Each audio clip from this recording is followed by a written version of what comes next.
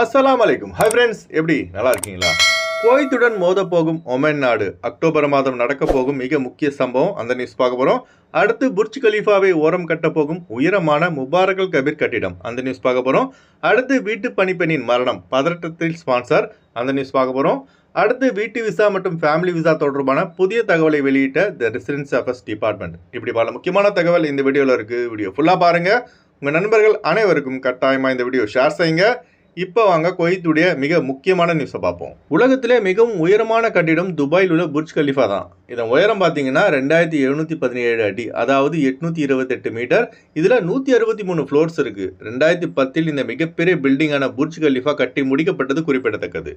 இப்போ இந்த புர்ஜ் கலீஃபாவை மிஞ்சும் அளவிற்கு குவைத்தில் முபாரக் அல் கபீர் என்னும் மிகப்பெரிய கட்டிடம் கட்டப்பட உள்ளது. இதன் உயரம் பார்த்தீங்கன்னா 1001 மீட்டர், அதாவது 1 கிலோமீட்டர் உயரத்துக்கு இந்த மாபெரும் பில்டிங் உருவாகும் என தெரிவிக்கப்பட்டுள்ளது. சுமார் 234 ஃப்ளோர்கள் இந்த பில்டிங்கில் அமைக்கப்படும். இந்த முபாரக் கபீர் பில்டிங் கட்டி முடிக்கப்பட்டால் இதுதான் உலகின் மிக உயரமான கட்டிடம் என்ற அந்தஸ்தை பெறும். இப்போ என்னடானா குவைத்துக்கு சவாலா சவுதி அரேபியா ஒரு மிகப்பெரிய 2 கிலோமீட்டர் நீளமுள்ள மிகப்பெரிய உயரமான கட்டிடத்தை ரியாதில் வடக்கே கட்ட திட்டமிட்டுள்ளது. இந்த பில்டிங் சவுதி அரேபியாவில் கட்டி முடிக்கப்பட்டால் இதுதான் உலகின் மிக உயரமான கட்டிடமாக இருக்கும். துபாயின் புர்ஜ் கலீஃபாவை குவைத்தின் முபாரக் கபீர் பில்டிங் மிஞ்ச போகிறது. அதுக்கப்புறம் குவைத்துடைய மிக உயரமான பில்டிங்கை சவுதி அரேபியாவில் கட்டப்படும் 2 கிலோமீட்டர் உயரமான பில்டிங் மிஞ்சிவிடும். இதெல்லாம் பார்க்கும்போது மறுமை நாளின் அடையாளமாக தெரிகிறது. அடுத்த தகவல், ஜாய் ஒக்குமோ என்ற 34 வயது பிலிப்பைன் வீட்டு பணிப்பெண் தனது ஸ்பான்சரின் வீட்டில் தூக்கிட்டு மரணித்த சம்பவம் பெரும் அதிர்ச்சி ஏற்படுத்தியுள்ளது. முதல்கட்ட விசாரணையில் தனது காதலுடன் ஏற்பட்ட தகராறு காரணமாக இந்த சம்பவம் நடந்திருக்கலாம் என காவல்துறை தெரிவித்துள்ளது. இப்போ இந்த வழக்கு பார்த்தீங்கன்னா பிலிப்பைன் எம்பசிக்கு அனுப்பப்பட்டு விசாரணை நடைபெற்று வருகிறது. ஏற்கனவே ரனாரா என்ற பிலிப்பைன் வீட்டு பணிப்பெண் குவைத்தில் மரணித்ததை தொடர்ந்து பெரிய பிரச்சனை வெடித்து இரு நாடுகளுக்கும் இடையே பேச்சுவார்த்தை இல்லாமல் இருந்தது. பிலிப்பைன் விசாவும் ரத்து செய்யப்பட்டது குறிப்பிடத்தக்கது. இப்போ மறுபடியும் இந்த மாதிரியான சம்பவம் ஏற்பட்டுள்ளது பெரும் சோகத்தை ஏற்படுத்தியுள்ளது. அடுத்த தகவல், 2026 FIFA உலகக்கோப்பைக்கான ஆசிய தகுதி சுற்றுப் போட்டியின் 3வது கட்டத்தின் 2வது சுற்றில் குவைத் ஈராக் மோதின. இதில் நேற்று நடந்த ஃபுட்பால் போட்டியில் இரு அணிகளும் கோல்கள் எதுவும் அடிக்காததால் இந்த போட்டி பார்த்தீங்கன்னா டிராவில் முடிந்துள்ளது. இந்த போட்டியை காண ஆயிரக்கணக்கான குவைத்திகள் ஜாபர் அஹமத் ஸ்டேடியத்தில் ஃபுட்பால் மேட்சை காண பெரும் திரளாக குவிந்தார்கள்.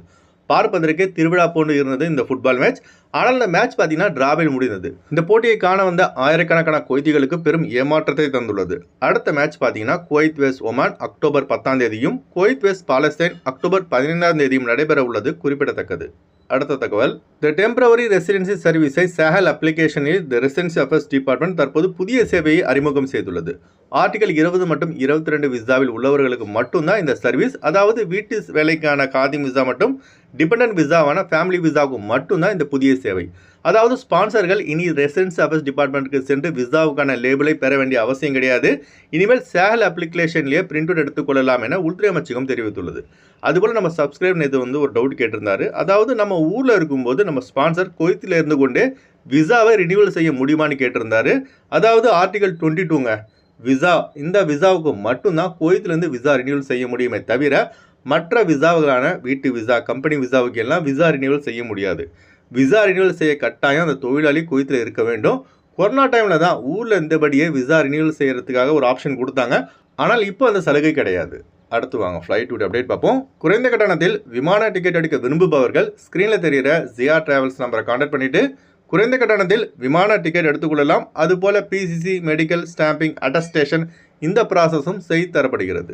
சென்னை டு குவைத் 21,700 ரூபாய்க்கு ஏர் இண்டியா எக்ஸ்பிரஸில் ஃப்ளைட் எடுக்கலாம். குவைத் டு சென்னை 24 குவைத் தினாருக்கு ஏர் இண்டியா எக்ஸ்பிரஸில் ஃப்ளைட் எடுக்கலாம்.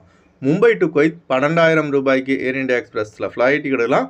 குவைத் டு மும்பை 19 குவைத் தினாருக்கு ஏர் இண்டியா எக்ஸ்பிரஸில் ஃப்ளைட் எடுக்கலாம்.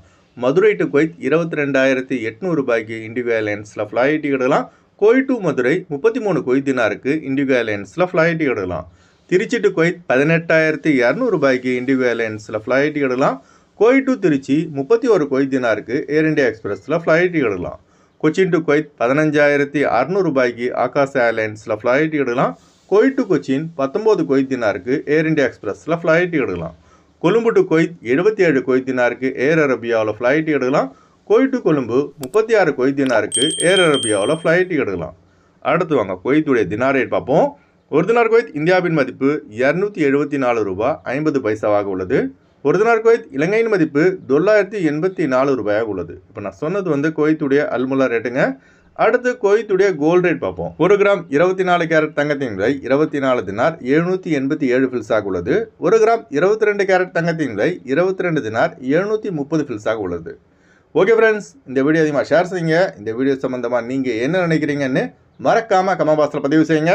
எப்போதும் இணைந்திருப்போம். உங்களின் ஒருவன் ஜியாவுதீன். அஸ்ஸலாமு அலைக்கும்.